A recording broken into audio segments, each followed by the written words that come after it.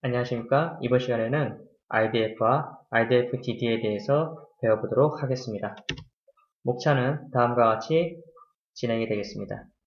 IDF의 개념, 설명, 그 다음에 IDF DDA의 개념, 설명, 그리고 관련 예제를 통해서 어떻게 적용이 되는지에 대해서 보시고 마지막으로 EC-TM을 활용하여 직접 수행해 보도록 하겠습니다. IDF란 Radial Basis Function의 줄임말로 대표적인 뉴럴 네트워크 알고리즘 중 하나입니다. MLP와 유사한 구조를 갖지만 활성 함수로서 가우시안 함수를 이용합니다. 장점으로는 MLP보다 좋은 예측력, 빠른 속도를 보이지만 성능에 민감한 파라미터를 사용자가 직접 정해야 하는 부담감이 있습니다. IDF는 활성함수를 층마다 설정할 수 있는 MLP와는 달리 은닉층은 비선형인 가우시안 함수, 출력층은 선형 함수를 사용합니다. 가우시안 함수란 좌우 대칭의 종 모양의 함수로서 일반적으로 알고 계신 정규 분포의 밀도 함수와 같습니다. 이 함수에서 함수의 중심을 나타내는 뮤, 즉 평균과 함수의 모양을 나타내는 시그마, 즉 표준 편차가 파라미터가 됩니다. IDF 트레이닝 과정에서 중요한 점은 입력되는 데이터가 표준화가 이루어져야 한다는 점입니다. 표준화가 이루어져 있지 않다면 은닉층에서의 비선형 결과가 스케일에 크게 영향을 받으므로 표준화가 필수적이며 EC-에서는 따로 표준화 작업을 해줄 필요 없이 알고리즘 내부적으로 표준화가 진행되므로 걱정 안 하셔도 되겠습니다. 트레이닝 과정은 궁극적으로 에러 함수를 최소화하는 파라미터인 람다와 IDF 중심을 찾는 것입니다. IDF 중심 추정이란 앞서 나온 가우시안 함수의 뮤, 즉 평균을 찾는 과정이며 람다는 가우시안의 함수, 즉 시그마, 표준 편차를 찾는 과정입니다. IDF 중심은 속성에서 설정하게 되면 해당 중심수만큼을 K로 갖는 K-민스의 클러스터링을 진행하여 데이터 분포에 따라 자동으로 중심점을 설정하게 됩니다. 람다의 경우에는 중심이 설정된 후 목적 함수인 에러 함수에서 최소 자승법을 이용하여 람다를 추정합니다. 람다에 대한 2차 식이므로 미분을 이용해서 진행되며 다음과 같이 행렬을 정리하게 되면 람다의 추정치는 G 트랜스포즈 G의 인버스 G 트랜스포즈 Y로서 구할 수가 있습니다. 이와 같이 람다와 IDF 중심이 결정되면 추정된 파라미터를 이용해서 다음의 식으로서 프리딕션 또는 클래시피케이션이 진행이 되게 됩니다. 이어서 IDF DDA에 대해서 설명해 드리도록 하겠습니다. 이는 기존의 IDF에서 좀 더 진화된 알고리즘이라고 할 수가 있습니다. IDF DDA는 기존의 IDF에서 사용자가 파라미터를 설정하도록 하는 부담을 줄여주기 위해 자동으로 람다와 IDF 중심 수를 정해지도록 구성되어 있습니다. 그래서 IDF보다 성능이 좋지만 자동으로 중심수, 람다를 찾아야 하기 때문에 시간적으로 오래 걸린다는 단점이 있습니다. 그럼 IDF DDA에서 실제로 IDF 중심과 람다, 즉 가우시안 함수의 평균, 표준 편차를 어떻게 찾는지 살펴보도록 하겠습니다. 기본적인 아이디어는 매우 새로운 데이터가 들어오면 IDF를 추가한다는 것입니다. 그리고 가우시안 함수 특성상 중심에서 가장 큰 함수값을 가지며 중심에서 멀어질수록 함수값이 작아집니다. 이제 몇 가지 가능한 케이스에 대해서 IDF DDA 알고리즘이 어떻게 돌아가는지 알아보도록 하겠습니다. 첫 번째 케이스는 특정 클래스, 여기서는 클래스 A에 해당하는 데이터가 들어오면 그 데이터를 중심으로 IDF가 생깁니다. 두 번째 케이스는 다른 클래스, 여기서는 클래스 B에 해당하는 데이터가 처음 들어오면 B에 대한 새로운 IDF를 생성하게 되며 B를 제외한 다른 클래스의 표준 편차는 줄어듭니다. 세 번째 케이스입니다. 세 번째 케이스는 클래스 B에 해당하는 IDF가 존재할 때 클래스 B에 새로운 데이터가 들어오는 경우입니다.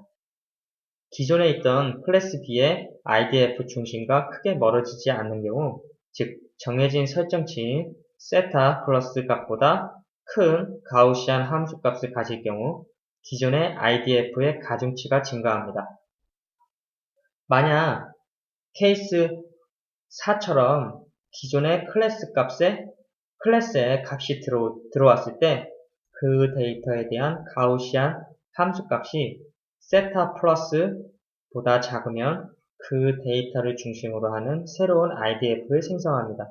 즉, IDF 중심에서 멀리 떨어진 데이터가 들어온 경우입니다. 살펴본 네 가지 케이스를 기억하면 IDF DDA 알고리즘이 어떻게 진행이 되어 결과값이 나오는지 알 수가 있습니다. 이와 같이 IDF 중심수와 람다가 정해지면 왼쪽과 같은 IDF DDA 구조가 만들어집니다. 각 클래스에 대해 IDF 함수를 적용하여 출력값을 계산하고 가장 큰 출력값을 갖는 클래스로 데이터를 분류하게 됩니다.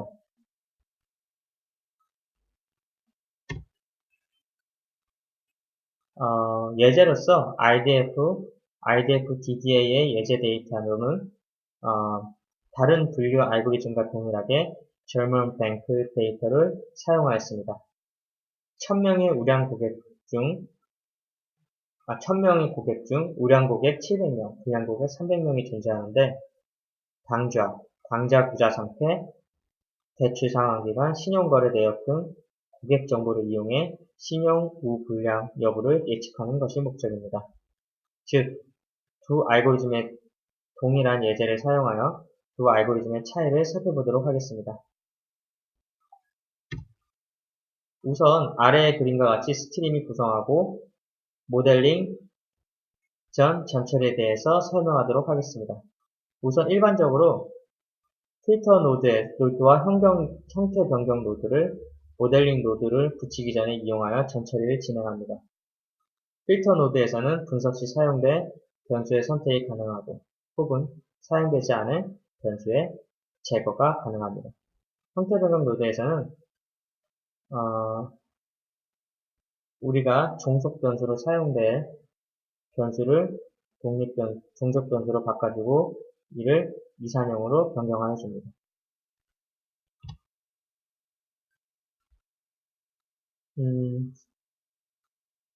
IDF와 IDF DDA 모델링에 대해서 설명해 드리도록 하겠습니다. IDF의 경우 사용자가 선택해야 할 옵션이 중심수와 람다입니다. 두 가지 옵션은 IDF 모델링에서 중요한 파라미터이므로 잘 설정해야 모델의 결과가 잘 나올 수 있습니다. 중심수의 경우 디폴트 값으로 10이 설정되어 있지만 사용자가 데이터에 따라 설정할 수가 있습니다. 중심수는 많을수록 모델의 정확도가 높아지지만 너무 많게 되면 데이터의 과적도 혹은 오버피팅이 되는 결과를 초래할 수도 있습니다. 중심수는 맥시멈으로 데이터 수만큼 설정할 수가 있습니다. 람다의 경우 모델링 시 입력되는 상수로 디폴트 값은 0.01입니다. IDF DDA의 경우 IDF 중심이 새로 생길지 여부를 결정하는 세타 플러스 값을 설정할 수가 있습니다. 세타 마이너스는 새롭게 중심이 생길 때 기존의 IDF 시그마 값을 조정해주는 값입니다. 이들의 디폴트 값은 세타 플러스의 경우 0.4, 세타 마이너스의 경우 0.2가 됩니다.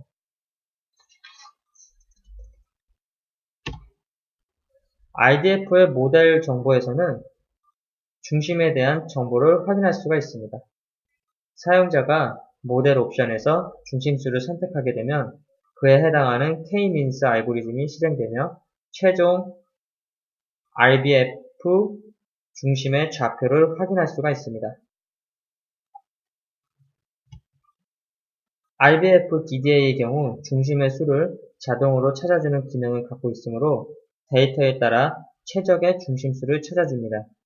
현재 데이터에서는 중심이 총 553개가 생성된 것을 보실 수가 있습니다. IBF와 IBF DDA에서 분류 분석을 진행하게 되면 다른 분류 분석 알고리즘과 동일하게 컴퓨전 매트릭스를 확인할 수 있으며 그에 맞는 오분류표도 확인하실 수가 있습니다. 자, 계속해서 이 예제를 직접 EC-TM에서 실행해 보도록 하겠습니다.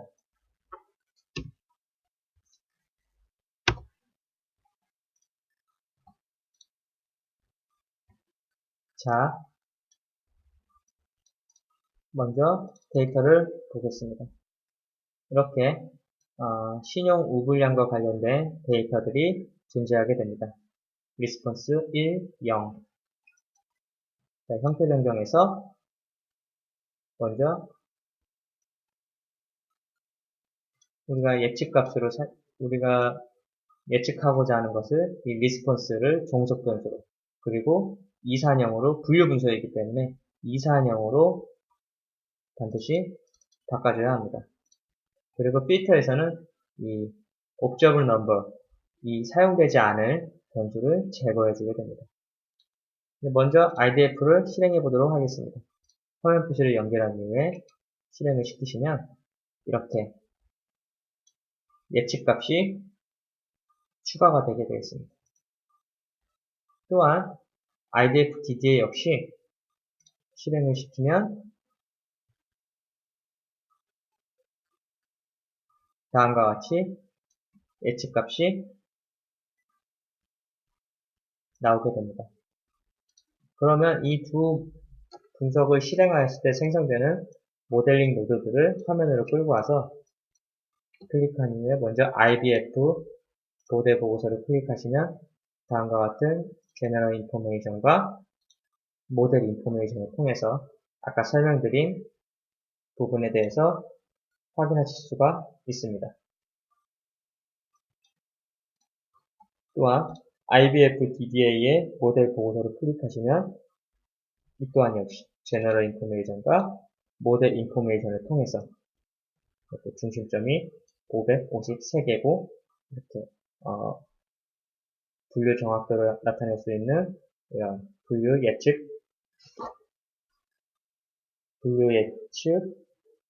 오분류 표도 확인하실 수가 있습니다.